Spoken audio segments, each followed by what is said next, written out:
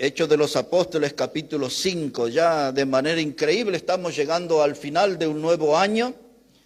Y una de las cosas que necesitamos ver en nuestra vida es lo que decía este último himno para andar con Jesús, ¿no? ¿Cómo andamos con el Señor? Si estamos caminando con firmeza, ¿cómo está nuestra vida? ¿Cómo la estamos llevando? ¿Estamos teniendo victorias en Cristo? Llegamos al final de este año frustrados. ¿De qué manera? ¿No? Y vamos a estar aquí entrando en la palabra de Dios en Hechos capítulo 5, versículo 29. Ese es lo que vamos a estar leyendo. Y estaba recordando esta mañana al profeta Isaías cuando en el capítulo 54 él dice a su pueblo que debía extender sus tiendas, ¿no? Y debía afirmar las estacas y asegurar las cuerdas, ¿no? Y así debe ser nuestra vida, asegurar nuestras cuerdas, afirmar nuestras estacas, profundizar en la fe, en el Señor, y así debemos andar. Dice aquí Hechos de los Apóstoles, capítulo 5, verso 29, respondiendo Pedro y los apóstoles dijeron: es necesario obedecer a Dios antes que a los hombres. Y ese es el tema que vamos a hablar en esta mañana. Es el título del mensaje: es necesario obedecer a Dios antes que a los hombres. Este pasaje, hermanos, se encuentra en lo que nosotros conocemos como la segunda persecución de los apóstoles o de la iglesia. Contabilizamos al menos 5 grandes persecuciones sobre la iglesia del Señor. Esta es la segunda. Y aquí nosotros vemos que Dios estaba usando a sus siervos. Dios estaba usando a sus hombres y eso despertó el celo de los religiosos. El diablo estuvo obrando en el corazón de esos religiosos y desataron una persecución. Los varones de Dios, como predicábamos ayer, se estaban manifestando como instrumentos del Señor. Dé una mirada en ese capítulo 5, versículo 12, para que podamos comprender qué estaba haciendo los varones de Dios. Hechos 5, verso 12, y dice: y por la mano de los apóstoles se hacían muchas señales y prodigios en el pueblo, y estaban todos unánimes en el pórtico de Salomón. Entonces Dios estaba respaldando la predicación del evangelio con milagros, con señales y con prodigios. Y los religiosos fríos, los que pertenecían a esa religión muerta, querían callar la voz del evangelio, querían intimidar a los predicadores, querían amenazarle y luego querían dar un paso más, el de ponerle en la cárcel. Capítulo 5, verso 17, dice la palabra que entonces levantándose el sumo sacerdote y todos los que estaban con él, esto es, la secta de los saduceos, se llenaron de celos y echaron mano a los apóstoles y los pusieron en la cárcel pública. Mas un ángel del Señor, abriendo de noche las puertas de la cárcel y sacándolos, dijo: id y puestos en pie en el templo, anunciad al pueblo todas las palabras de esta vida. Usted va a encontrar ahí la palabra celos, porque estos hombres estaban haciendo lo que la religión no podía hacer: predicar la palabra, ver gente pasar de muerte a vida, gente que era salvo por el mensaje del evangelio. Nadie podía frenar a estos varones de Dios, porque más allá de la prédica cristocéntrica, ellos hacían milagros, señales y prodigios, haciendo demostraciones que el poder de Dios estaba en sus vidas. La religión muerta nada podía hacer. Tenían ahí un montón de rituales, un montón de fórmulas que no producían nada para las almas. Y entonces se despertaron sus celos, la envidia, el rencor, y se manifestó en odio y tomaron a los hombres de Dios y los pusieron en la cárcel. Pero Dios no los iba a dejar allí, en las garras del enemigo. Envió a un ángel y esa noche salieron de allí y el ángel le dijo palabras precisas a esos varones. Y esas palabras también son para nosotros. Vamos a repetir ahí. Dice verso 19. Mas un ángel del Señor, abriendo de noche las puertas de la cárcel y sacándolos, dijo: id, y puestos en pie en el templo, anunciad al pueblo todas las palabras de esta vida. Ese era el mensaje preciso que ellos tenían que seguir dando, hablarle al pueblo las palabras de la vida eterna, las palabras de la salvación eterna, seguir profundizando el mensaje del evangelio, seguir dándole mayor alcance al mensaje del evangelio. Estos hombres fueron puestos en la cárcel, lo que los enemigos de la fe no sabían, que estos eran gente con convicciones. Es decir, que su creencia estaba con raíces profundas en la palabra de Dios. Eran gente que confiaba en Dios, que tenía sus convicciones. Ese es el término correcto. Y esas convicciones no iban a apagarse porque los azotaran, los insultaran o les pusieran en una cárcel pública, dice. Buscaban humillar a estos predicadores del Señor, pero desde el cielo Dios les estaba animando. El ángel vino y les dijo claramente: id y anunciad al pueblo las palabras de esta vida. Ahora, hermanos, ustedes y yo no necesitamos la manifestación de un ángel para hacer eso. Ya estamos animados por la palabra de Dios a hacer eso. Anunciar las palabras de esta vida, comunicar a otros el mensaje de la salvación eterna, de la vida eterna. Somos animados por la Biblia, somos desafiados por la Biblia, somos impulsados por la Biblia. Hablar con otras personas el mensaje de la vida eterna. Id y anunciad al pueblo las palabras de vida. Oh, hermanos, aquí estaba el enemigo y los puso en la cárcel a los hombres de Dios. Pero mire cómo sigue aquí la palabra del Señor. Dice versículo 20: id y puestos en pie en el templo, anunciad al pueblo todas las palabras de esta vida. Y habiendo oído esto, entraron de mañana en el templo y enseñaban. Y entre tanto vinieron el sumo sacerdote y los que estaban con él, y convocaron al concilio y a todos los ancianos de los hijos de Israel, y enviaron a la cárcel para que fuesen traídos. Pero cuando llegaron, los alguaciles no los hallaron en la cárcel. Entonces volvieron y dieron aviso, diciendo: por cierto, la cárcel hemos hallado cerrada con toda seguridad, y los guardas afuera en pie ante las puertas. Mas cuando abrimos, a nadie hallamos dentro. Y cuando oyeron estas palabras, el sumo sacerdote y el jefe de la guardia del templo y los principales sacerdotes dudaban en qué vendría a parar aquello. Pero viniendo uno, les dio esta noticia: he aquí los varones que pusisteis en la cárcel están en el templo y enseñan al pueblo. Hermanos, los humillaron, los pusieron en la cárcel. Ni siquiera se habían enterado que ya no estaban allí, estaban predicando la palabra de Dios. Así estaban buscando una explicación. ¿Cómo puede ser? Las puertas de la celda están cerradas, los guardias están en su lugar, pero nuestros prisioneros no están. Y alguien dice: ahí están, en el templo, están anunciando la palabra de Dios, predicando la palabra de Dios, porque el evangelio no tiene barreras, hermano.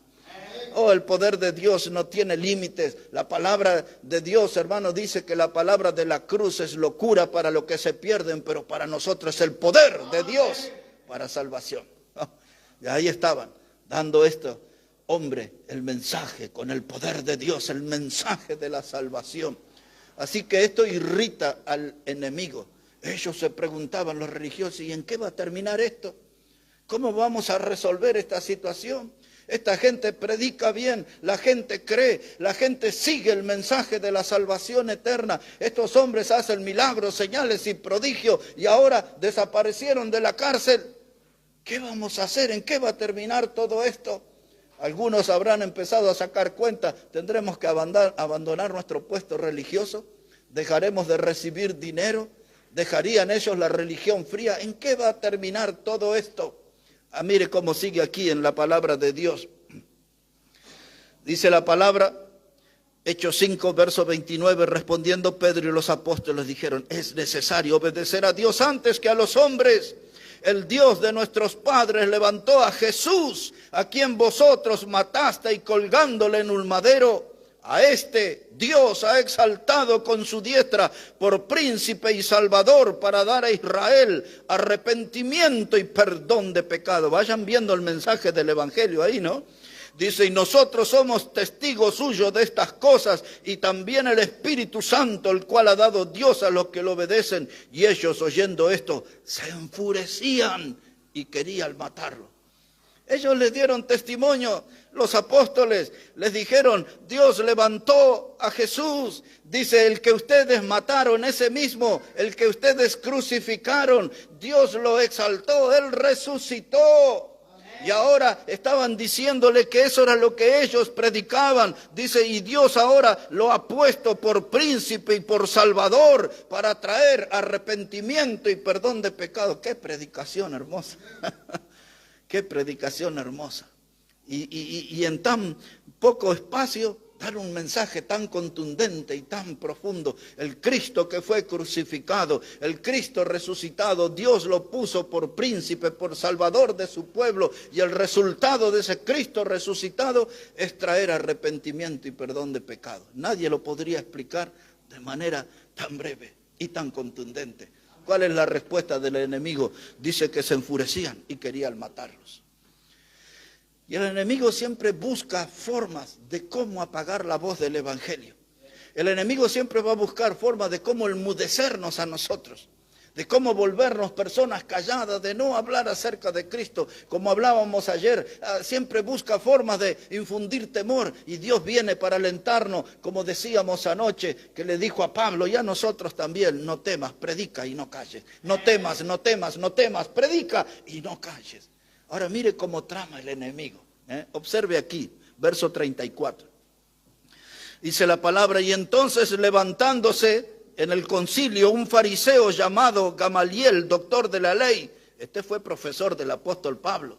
¿Se acuerdan que Pablo decía, yo estudié a los pies de Gamaliel? Aquí apareció el gran doctor de la ley. Y escuchemos lo que es lo que dice. Dice Gamaliel, que era venerado de todo el pueblo, mandó que sacasen fuera por un momento a los apóstoles, y luego le dijo, varones israelitas, en un lenguaje nuestro le dijo, muchachos, pensemos un poco. Varones israelitas, mirad por vosotros lo que vais a hacer respecto a estos hombres, porque antes de estos días se levantó Teudas, diciendo que era alguien, y a este se unió un número como de 400 hombres, pero él fue muerto, y todos los que le obedecían fueron dispersados y reducidos a nada. Y después de este se levantó Judas el Galileo en los días del censo, y llevó en pos de sí a mucho pueblo. Pereció también él, y todos los que le obedecían fueron dispersados. Y ahora os digo, apartaos de estos hombres y dejadlos, porque si este consejo o esta obra es de los hombres, se desvanecerá. Mas si es de Dios, no la podréis destruir. No seáis tal vez hallados luchando contra Dios. Qué hombre sabio, ¿no? Les dijo, ya hay movimientos en la historia, hay evidencia. Teudas, Judas el Galileo, eran líderes humanos, murieron y sus movimientos terminaron con ellos. Pero tomen distancia de estos hombres. En otras palabras le dicen, no lo molesten, no les impiden su predicación, no intenten frenar su ministerio, porque si estos hombres son de Dios, no sea que ustedes se encuentren luchando contra Dios. Wow. Este hombre pensaba bien. Entonces, ¿cómo van a resolver? Mire cómo resolvieron la situación, verso 40. Y convinieron con él, es decir, con Gamaliel. Convinieron con él.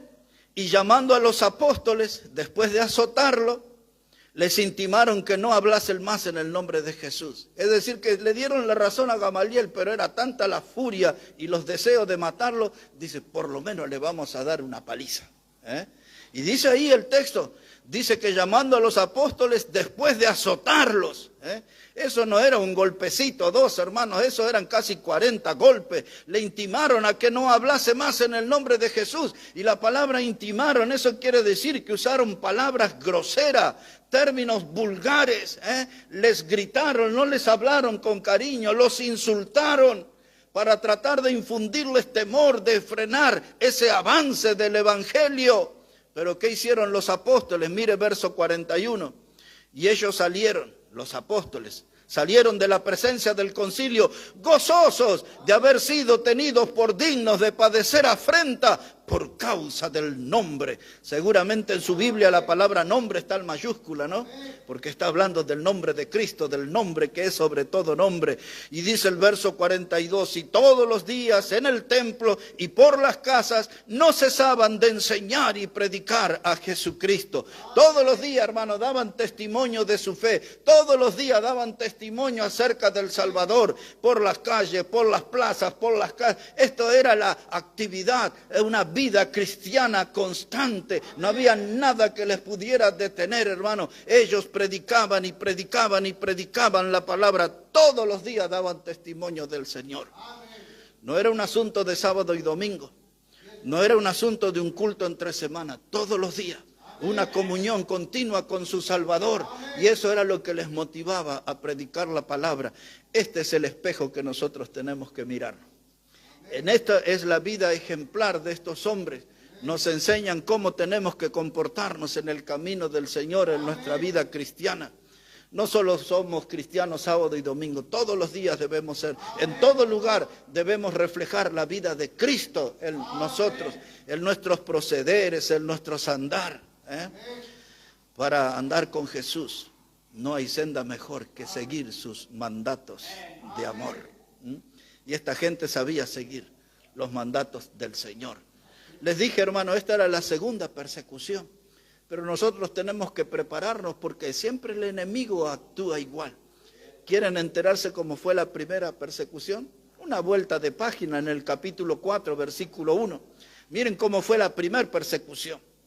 Pero estos hombres fueron mostrando, es necesario obedecer a Dios antes que a los hombres. Tenían sus raíces firmes en la palabra de Dios, sus convicciones eran profundas en el Señor. Es necesario obedecer a Dios antes que a los hombres. Ahora aquí la primera persecución, capítulo 4, versículo 1. Dice, hablando ellos al pueblo, vinieron sobre ellos los sacerdotes, otra vez los religiosos, con el jefe de la guardia del templo y los saduceos, resentidos. En la segunda la palabra era celos. Ahora la primera persecución eran resentidos de que enseñasen al pueblo y anunciasen en Jesús la resurrección de entre los muertos. Y les echaron mano y los pusieron en la cárcel hasta el día siguiente porque era ya tarde. Pero muchos de los que habían oído la palabra creyeron y el número de los varones era como 5,000. Imagínense, hermano, lo que estaba pasando en aquellos días. Se había parado Pedro con los 11 en Pentecostés, predicó la palabra y todos recordamos en el capítulo 2 que fueron 3,000 los que creyeron en el Señor y fueron bautizados. Y ahora, horas después, algún que otro día después, ahora son, dice la palabra de Dios, ¿cuántos? Varones, 5,000. No dice cuántas mujeres. No se contabilizan los adolescentes aquí, pero ya solamente de varones 5,000. Aquella iglesia estaba creciendo. La escuela dominical esa era poderosa, 3,000 se habían convertido, 5,000 ahora. Se necesitaba más de un maestro para enseñar a todos esos bebés en Cristo. Esos que necesitaban de la leche espiritual no adulterada. La iglesia estaba en marcha, la iglesia estaba caminando, el enemigo se estaba manifestando. La respuesta del enemigo era golpes y cárcel, pero el pueblo de Dios respondía con predicación del evangelio, poniendo a Cristo en el centro, crucificado, sepultado y resucitado. Ese era el mensaje. ¡Wow! ¡Qué tiempos esos, hermanos! Estos hombres de convicción. Pero mire, aquí le pusieron en la cárcel, dice la Biblia, en esta primera persecución. Quiero llevarles al versículo 13 ahora. Versículo 13, dice la palabra de Dios, y entonces viendo el denuedo de Pedro y de Juan, y sabiendo que eran hombres sin letras y del vulgo, se maravillaban y les reconocían que habían estado con Jesús. Así al pasar, hermano. No necesitamos tener un pergamino en nuestra casa, un diploma, un título de alguna carrera. Cualquier persona puede predicar acerca de Cristo. Cualquiera puede dar testimonio acerca de Cristo. Dice que la gente les escuchaba a Pedro y a Juan y se maravillaban porque eran hombres de mar, eran hombres de la pesca, hermano. No eran gente de facultad, no eran gente que con formación académica. Eran pescadores comunes, se maravillaban y cuando le escuchaban hablar y cuando miraban su forma de vivir, dice el texto, reconocía que habían estado con Jesús. ¿Cuánto influye la presencia de Jesús en nuestra vida? ¿Cuánto de Jesús hay en nosotros? Otras personas pueden notar que Jesús está en nosotros, que Él es nuestro Salvador, que Él es nuestro Señor. ¿Cuánto de cristianos se puede ver en nuestras vidas? Observe el verso 14. Dice, y viendo al hombre que le había sido sanado, que estaba en pie con ellos, no podían decir nada en contra. Y entonces les ordenaron que saliesen del concilio y conferenciaban entre sí, diciendo, ¿qué haremos con estos hombres? Verdaderamente estos predicadores eran un dolor de cabeza para esos muertos religiosos, ¿eh? No sabían cómo hacer. Es que el poder de Dios es incontrolable, hermano. Dice el verso 16, ¿qué haremos con estos hombres? Porque de cierto señal manifiesta ha sido hecha por ellos y notoria a todos los que moran en Jerusalén y no lo podemos negar. Sin embargo, para que no se divulgue más entre el pueblo, amenacémosle, para que no hablen de aquí en adelante a hombre alguno en este nombre. Y llamándolos les intimaron que en ninguna manera hablasen ni enseñasen en el nombre de Jesús. Oh, hermano, otra vez, palabras groseras, insultos, amenazas. No pueden ustedes hablar en el nombre de Jesús. Pero ¿qué decía Hechos 5:29? Es necesario obedecer a Dios antes que a los hombres. ¿Cuál imagina ustedes que iban a hacer? Si esa fue la respuesta de la segunda persecución, ¿cuál sería la respuesta de la primera persecución? Ahí en el versículo que sigue, nótelo, verso 19. Mas Pedro y Juan respondieron diciéndole, juzgad si es justo delante de Dios obedecer a vosotros antes que a Dios. En otras palabras, es necesario obedecer a Dios antes que a los hombres. ¿Por qué estamos hablando de este tema en esta mañana? Porque estamos llegando al final de un año, es cierto, pero también es para recordarnos de que hay muchas formas que el enemigo quiere frenarnos a nosotros como iglesia. Hay muchas manifestaciones del enemigo que quiere que no divulguemos nosotros el mensaje del Evangelio desde la Iglesia Bautista Maranata.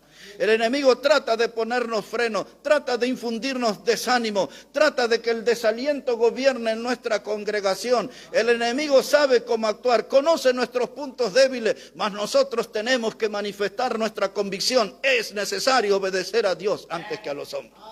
Tenemos que pararnos firmes en eso. Vamos a ser tentados de muchas maneras nosotros, hermanos, pero es necesario obedecer, esa palabra, obedecer. Ahí me voy a detener un poquito. En ese término, la palabra obedecer depende del contexto, pero por lo general la palabra obedecer significa respetar. La palabra obedecer significa acatar, cumplir la voluntad de una autoridad. Y nuestra autoridad, que es Cristo, quiere que le obedezcamos, que seamos hijos obedientes a Dios. Así que tenemos que acatar, tenemos que respetar, tenemos que cumplir la voluntad de Dios, de la cual Pablo dice que es agradable y perfecta. Tenemos que acatar, tenemos que obedecer, tenemos que cumplir con nuestro Señor. Él es nuestra autoridad. La palabra obediencia, hermano, cada uno de nosotros debería tomarla como una obligación. Es mi obligación obedecer a Dios. La frase entera es obedecer a Dios antes que a los hombres. En otras palabras, para simplificar el asunto, somos llamados a cumplir con la vida cristiana. Usted y yo tenemos que andar como Él anduvo. Necesitaríamos cantar hoy otra vez ese himno, para andar con Jesús no hay senda mejor. Y en el coro nos dice, obedeced y confiad en Jesús. Obedecer y confiar en Jesús es la regla marcada para andar en la luz. Otra versión de ese himno dice, es la senda marcada para andar en la luz. Una regla, una senda, debemos obedecer a nuestro Señor para andar con Jesús. Y ahora, ¿por qué debo obedecer a Dios? Primero, porque nos conviene, porque la obediencia a Dios trae bienestar para nuestra alma. La obediencia a Dios trae bendición para nuestra vida. Y hermano, este es nuestro tiempo y esta es nuestra oportunidad para obedecer a Dios. Somos parte de esta generación que somos llamados por Dios a obedecerle. En otras palabras, somos llamados por Dios para identificarnos con Cristo y como cristianos en todo lugar que estamos. Donde trabajamos, donde compramos, donde vamos por la salteñita y el mocochinche, ahí decimos que somos de Cristo. Y regalamos folletos, regalamos un libro. Si vamos al fútbol, es buena oportunidad para compartir de la palabra, un folleto, un libro. En el trabajo, detrás de la máquina, cuando viene un compañero nuevo de trabajo que no conoce a Dios, es la oportunidad de identificarnos y de decir que nosotros estamos en la vereda de los que obedecen a Dios antes que a los hombres. Esta es nuestra oportunidad, obediencia, hermano. Eso quiere decir también, o si prefiere, no quiere decir que nunca vamos a fallar a Dios. Porque debemos reconocer que algunas veces le fallamos al Señor. Y a veces ese algunas se hace, muchas veces le fallamos al Señor. El obediente, ser obediente a Dios no quiere decir que voy a ser una persona perfecta, sin error. Pero a pesar, hermano, de mis limitaciones, yo tengo que proponerme obedecer a Dios antes que a los hombres. A pesar de mis limitaciones. Porque el pecado, hermano, siempre insiste una y otra vez con las tentaciones. El pecado siempre busca hacernos tropezar. El pecado le gusta vernos a nosotros por el piso, mordiendo el polvo de la derrota. Pero nosotros podemos levantarnos del pecado. Cae el justo 7 veces y 7 veces lo levanta el Señor. Pues así dice la Biblia, ¿no? El justo cae, pero Dios lo levanta, hermano. Dios nos da nuevas oportunidades, hermano. Y cuando las tentaciones se nos aparecen, debemos recordar nuestro Salvador. Porque las tentaciones aparecen de todos los colores y de todos los sabores. Las tentaciones tienen muchos rostros. Y a veces las tentaciones aparecen de manera sorpresiva, inesperada. Pero siempre ante la tentación tenemos que responder pensando en nuestro Salvador, que es necesario obedecer a Dios antes que a los hombres. No podemos evitar las tentaciones, y las tenemos de todo tipo, y las tenemos de toda clase a las tentaciones, pero también es nuestra responsabilidad obedecer a Dios antes que a los hombres. Hermanos, todavía de manera increíble, la iglesia del Señor está padeciendo los efectos de aquellos días de la COVID-19. ¿Se acuerdan cuando estuvimos encerrados casi un año? Y creo que todos, o casi todos, descubrimos que había algo que se llamaba Zoom. Y ahí nos comunicábamos, y ahí nos predicábamos, y nos veíamos las caritas ahí chiquititas, y algunos ni querían poner su cara. Pero ahí estábamos conectados. Y algunos domingos hasta había como 150, y se acuerda que nos acompañó gente de España y de Costa Rica y de Chile y desde Bolivia y desde Uruguay y de muchos lugares se sumó gente y se armó aquella comunión como una nueva familia, pero en realidad detrás de eso había un intento de frenar el progreso del evangelio por parte del diablo, porque ese tiempo largo nos acostumbró a estar en contacto con esa maquinita y nos habíamos empezado a olvidar de la casa del Señor. Nosotros aquí no fuimos de los más afectados, pero hasta el día de hoy, mis hermanos, yo hablo con muchos pastores en muchos lugares que dan testimonio desde los días de la COVID, muchos no han regresado a la casa del Señor. Y era tremendo como el diablo trabajaba, porque la gente no quería reunirse por miedo a contagiarse, pero andaba de shopping los domingos por ahí. Cómo los del diablo había engañado en ese tiempo. Muchos se enfriaron y ahora casi cada semana oímos en las noticias amenazas de nuevos virus que se quieren expandir y otra vez quieren infundirnos el miedo, porque esa es un arma que le da mucho beneficio al diablo, el miedo, el temor, siempre está infundiendo eso. Por cierto, estos días en Cochabamba hubo más de 200 con COVID, y ahí algo está pasando por ahí. Y cuando leemos eso en las noticias, decimos, otra vez esto. Y otra vez pensamos, ¿será que nos van a encerrar? Pero hermanos, nosotros somos salvos por Cristo y tenemos que estar reunidos en la iglesia local en comunión unos con otros, orando unos por otros. Aquello de la maquinita y del Zoom, y luego aprendimos del Meet también. Eso fue algo pasajero. Esta es la iglesia del Señor. Se manifiesta a través de la comunión de los santos en la iglesia local. Y esta es nuestra iglesia. Y aquí estamos seguros porque tenemos la protección del Señor. Y hasta tenemos la reja de Tony ahora allá abajo. Así que hay que venir aquí, hermano, a la casa del Señor. Nada tiene que hacernos retroceder, nada tiene que hacernos enfriar. Tenemos que nosotros, hermano, repetir y enfatizar nuestra convicción. Es necesario obedecer a Dios antes que a los hombres. Eso tiene que ser más que un lema en nuestra vida. Tiene que ser nuestro estilo de vida. Vivir obedeciendo al Señor y no a los hombres. Siempre obedeciendo a Dios. Hermanos, Daniel obedeció a Dios y le tocó ir al foso de los leones. Dios lo libró de allí y dijo Daniel que él vio como el ángel del Señor cerró la boca de los leones. Aquellos 3 muchachos en Babilonia que el libro de Daniel capítulo 3 nos cuenta, no obedecieron a los hombres porque la ley era ponerse de rodilla al sonido de los instrumentos y adorar una estatua. Y ellos no querían hacer porque solo obedecían a Dios y solo adoraban a Dios. Y entonces los tiraron a un horno de fuego, 3 muchachos veinteañeros. Pero la mano de Dios los protegió, el ángel del Señor los sacó. No tenían olor a fuego ni a humo, dice la Biblia. Hermanos, esa gente tenía convicciones. Cuando Job vio que su riqueza se evaporó, sus ovejas se murieron, los camellos se los robaron, sus casas se vinieron abajo, hasta sus hijos murieron, algunos de sus hijos murieron. Y la mujer le dio aquel consejo a Job y le dijo, ¿por qué no maldices a Dios y te mueres? Y Job, ¿qué le dijo? Dice, ¿acaso recibiremos de Dios solamente lo bueno y no lo malo? Dice, Jehová dio, Jehová quitó, sea el nombre de Jehová bendito. Y ese hombre, a sus siervos no le querían obedecer, sus amigos le retiraron el saludo, estaba allí con una sarna maligna, todo su cuerpo le había tomado, nadie quería estar a su lado. Y Job, ese hombre de convicciones, dice, aunque Dios me matare, en él esperaré. Aunque Dios me matare, en él esperaré. Porque mi confianza está en él. Mi confianza está en él. Y después él declara, dice, yo sé que mi Redentor vive. Y aunque sea deshecha esta mi carne, con mis ojos he de ver al Señor. Qué convicción, ¿no? ¡Qué convicción! Esa es una fe para imitar. En la peor adversidad de su vida, él estaba parado en la palabra de Dios, en sus convicciones, como deberíamos estar nosotros diciendo, es necesario obedecer a Dios antes que a los hombres. La vida nos golpea duramente. La vida nos sacude a veces, hermanos, de maneras inesperadas. La vida sabe ponernos zancadillas para que nos vayamos al piso. Pero Dios siempre sabe cómo levantarnos.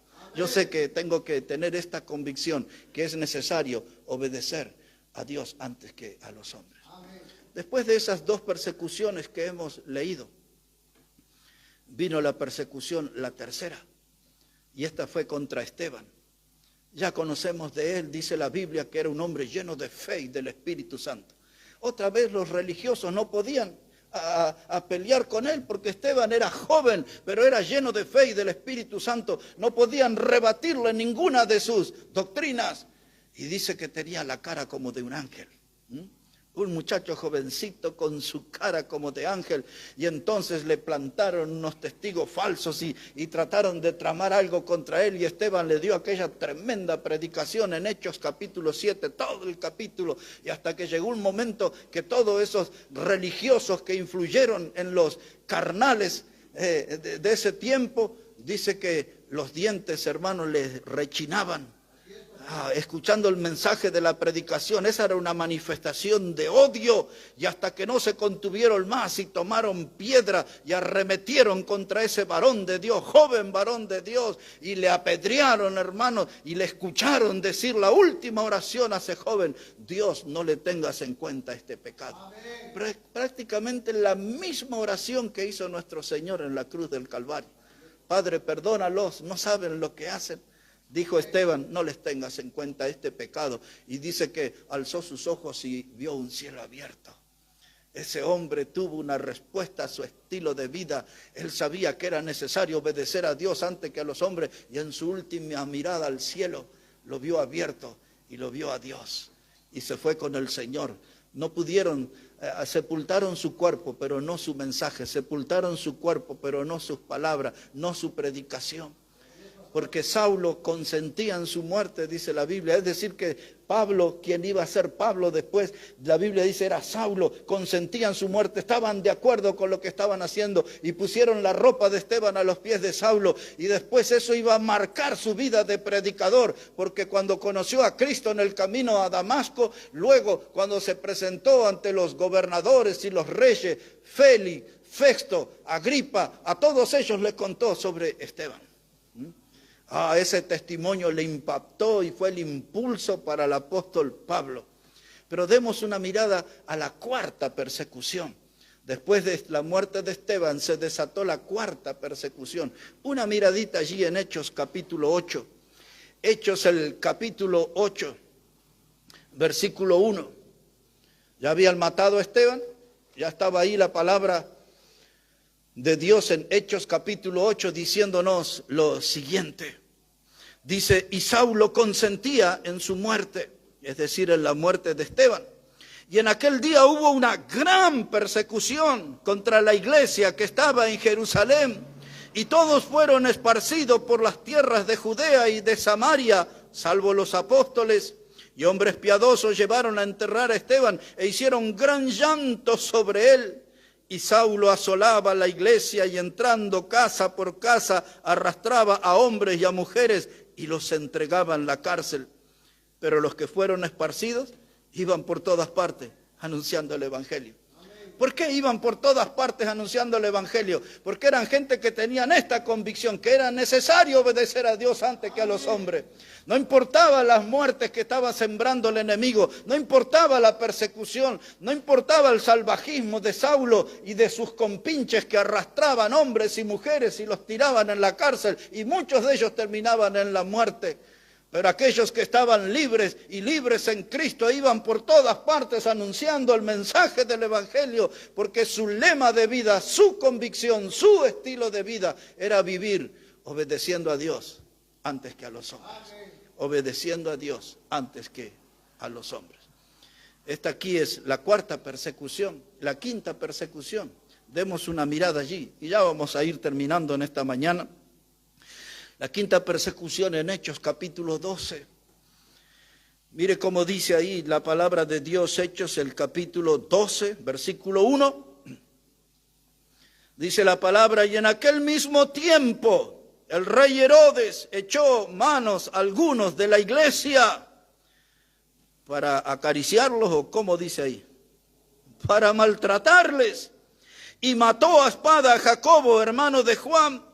Y viendo que esto había agradado a los judíos, procedió a prender también a Pedro. Y eran entonces los días de los panes sin levaduras, y habiendo tomado preso, lo pusieron en la cárcel, entregándole a 4 grupos de 4 soldados, cada uno para que les custodiasen. Y se proponía sacarla al pueblo después de la Pascua. Una nueva persecución aquí, esta es la quinta. ¿Qué hizo aquí Herodes? Dice que siguió a la gente de la iglesia, tomó a algunos para maltratarle, para darles un castigo ejemplar. ¿Cuál era el propósito de ese castigo? Apagar la voz del evangelio, apagar la voz de esos predicadores de Cristo. Y mató a Jacobo, el hermano de Juan, uno de los pescadores. Entendemos que era el hijo de Zebedeo. Aquellos que en Mateo capítulo 4 el Señor les invitó a dejar ahí sus redes y seguirle. Y ahí Herodes lo mató a espada. Y dice que vio que el pueblo le agradó. Es decir, que el pueblo se alegró de que mataron a un predicador. Y entonces allí, subido en su orgullo, montado en ese orgullo, fue y lo tomó a Pedro. Dice, este es el cabecilla, a la cárcel también con Pedro. Y le puso 16 soldados, 4 grupos de 4 para que no se escapara. El resto se lo dejo como tarea para su casa. Solo le anticipo que otra vez un ángel de Dios llegó a esa cárcel y lo liberó a Pedro. Eso tiene que leerlo en su casa. Los versículos que sí, porque es apasionante cómo Dios obró allí, en este hombre, en este predicador Pedro, que estaba persuadido de que hay que obedecer a Dios antes que a los hombres. Allí estaban, dando testimonio de la fe. No había nada, hermano, esta gente tenía un coraje imparable.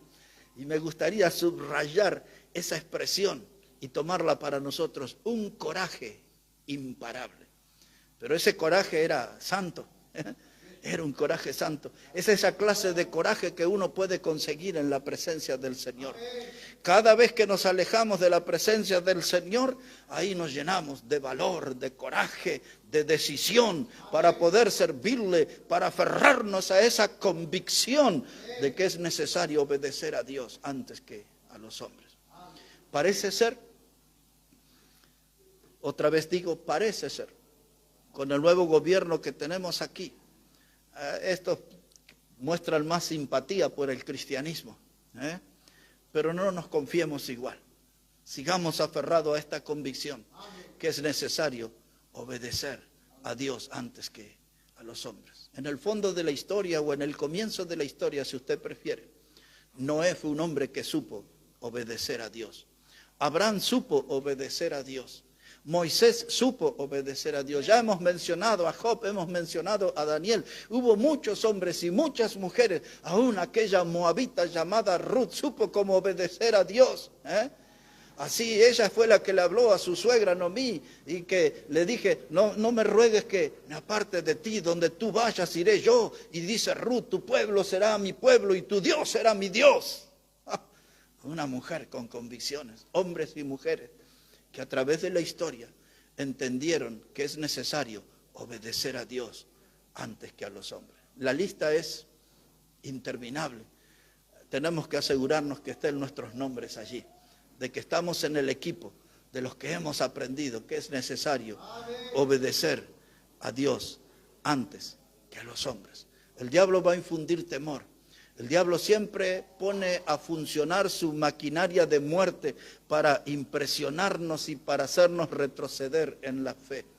El diablo sabe cómo amenazar, cómo amedrentar, cómo asustar. Por eso, hermano, como no ignoramos sus maquinaciones, tenemos que afirmarnos en este principio que es necesario obedecer a Dios antes que a los hombres. ¿Cómo estuvo este año? ¿Estuvo medio flojito? Cayó muy seguido, tropezó muy seguido, se lastimó por no seguir correctamente al Señor. ¿Cuál es el balance para su vida en este año?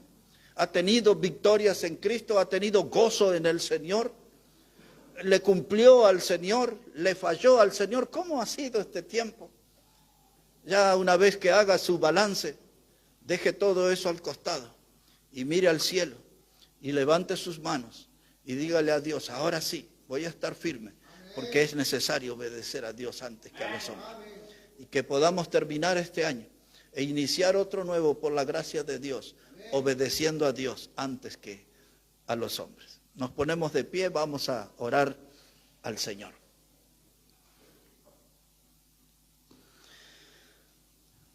Padre Celestial, te damos gracias en esta hora por tu palabra y por el ejemplo de esos hombres que expusieron sus vidas por la causa del Evangelio y que nos marcan un sendero de luz para seguir esos pasos, los pasos de la obediencia. Y porque hoy quedó en evidencia todos los obstáculos que pone el enemigo, todos los frenos que intenta poner para que no progrese el mensaje del Evangelio. Pero nosotros, Padre, arraigados en ti, ayúdanos a hacer real en nuestra vida esta maravillosa verdad, que es necesario obedecerte a ti antes que a los hombres. Profundiza esa convicción en nuestra alma. Y Padre, que podamos ser instrumento como estos varones y podamos seguir hablando el mensaje del Evangelio y viendo cómo tú produces ese maravilloso milagro de pasar gente de muerte a vida por medio del mensaje del Evangelio de Jesucristo. Como el ángel dijo a los apóstoles, que le hablemos al pueblo las palabras de vida. Ayúdanos a cumplir, Padre, esa misión. Oramos en el precioso nombre del Señor Jesucristo. Amén y amén, hermanos. Amén. Que Dios bendiga su palabra. Voy a pedir, hermano Josué, él va a estar ahora aquí guiándonos, hermanos, en la alabanza.